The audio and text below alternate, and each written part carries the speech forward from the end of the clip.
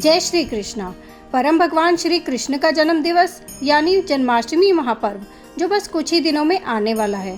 तो चलिए जन्माष्टमी पर्व की तैयारी करते हुए अपने मन चेतना को इस जन्माष्टमी उत्सव के लिए तैयार करते हैं और उसी के उपलक्ष्य में भगवान श्री कृष्ण की सुंदर लीला का श्रवण करते हैं। हिंदू पंचांग के अनुसार हर साल भाद्रपद मास के कृष्ण पक्ष की अष्टमी तिथि को आधी रात को श्री कृष्ण का जन्मोत्सव मनाया जाता है।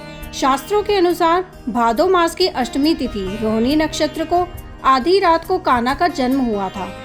इसी दिन भगवान श्री कृष्ण की विधिवत पूजा करने के साथ साथ इस व्रत कथा का पाठ अवश्य करना चाहिए। इससे कान्हा अति प्रसन्न होते हैं और आपकी पूजा भी पूर्ण होती है। आइए आज की जन्माष्टमी कथा आरंभ करते हैं। पौराणिक कथाओं के अनुसार द्वापर युग में भोजवंशी राजा उग्रसेन का मथुरा में शासन था। वह बड़े ही दयालु थे और प्रजा भी उनका काफी सम्मान करती थी, लेकिन उनका पुत्र कंस बहुत ही दयनीय था और हमेशा अपनी प्रजा को किसी न किसी प्रकार से कष्ट देता था।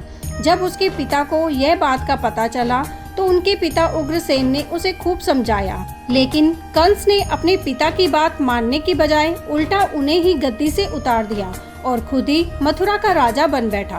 कंस की एक बहन थी जिसे वह अपनी जान से भी ज्यादा प्यार करता था। उनकी एक बात कहने से वह हर एक चीज को पूरा कर देता था। ऐसे ही कंस ने अपनी बहन देवकी का विवाह वासुदेव नामक यदुवंशी सरदार के साथ धूमधाम से कर दिया। वह अपनी बहन को उसके ससुराल स्वयं रथ खींचकर पहुंचाने वाला था। जब अपनी बहन देवकी को उसकी ससुराल पहुंचाने जा रहा था, तभी अचानक रास्ते में आकाशवाणी हुई, हे कंस, जिस देवकी को तू बड़े प्रेम से ले जा रहा है, इसी के गर्भ से उत्पन्न 8वां बालक तेरा वध करेगा। यह सुनकर कंस घबरा गया और अपनी बहन के पति वासुदेव को मारने के लिए टूट पड़ा। तब देवकी ने कंस से विनय पूर्वक कहा, मेरे गर्भ से जो संतान होगी उसे मैं तुम्हारे सामने ला दूंगी, इन्हें मारने से क्या लाभ। कंस ने देवकी की बात मान ली, लेकिन वासुदेव और देवकी को उसने कारागार में डाल दिया। वासुदेव देवकी की एक एक करके 7 संतानें हुई और 7 को जन्म लेते ही कंस ने मार डाला। अब बारी थी 8वें बच्चे के होने की। कंस ने इस दौरान कारागार में वासुदेव देवकी पर और भी कड़े पहरे बैठा दिए। वहीं दूसरी ओर देवकी के साथ नंद गांव में नंद की पत्नी यशोदा को भी बच्चा होने वाला था। उन्होंने वासुदेव देवकी के दुखी जीवन को देख 8वें बच्चे की रक्षा का उपाय रचा। जिस समय वासुदेव देवकी को पुत्र पैदा हुआ, उसी समय संयोग से यशोदा के गर्भ से एक कन्या का जन्म हुआ। वह और कुछ नहीं, सिर्फ माया थी।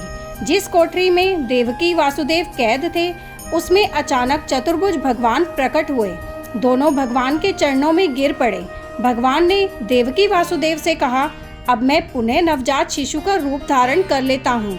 तुम मुझे इसी समय अपने मित्र नंद जी के घर वृंदावन में ले जाओ और उनके यहाँ जिस कन्या का जन्म हुआ है उसे लाकर कंस को दे दो।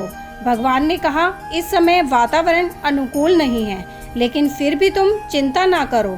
जागते हुए पहरेदार सो जाएंगे, कारागृह के दरवाजे अपने आप खुल जाएंगे और यमुना तुमको पार जाने का मार्ग खुद दे देगी। भगवान के आदेश अनुसार वासुदेव नवजात शिशु रूप श्री कृष्ण को सूप में रखकर कारागृह से निकल पड़े और यमुना को पार कर नंद जी के घर पहुँचे, जहाँ उन्होंने नवजात शिशु को यशोदा के साथ सुला दिया और उनकी कन्या को लेकर मथुरा आ गए। वासुदेव के आते ही कारागृह के फाटक पूर्ववत बंद हो गए।